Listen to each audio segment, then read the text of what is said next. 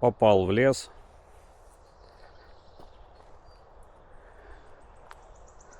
Такие у нас тут есть шикарнейшие места с шикарными звуками леса. Можно поставить камеру и записать себе для сна на часик аудио. Если кого интересует, ставьте лайки. Я по лайкам пойму, стоит это делать или нет.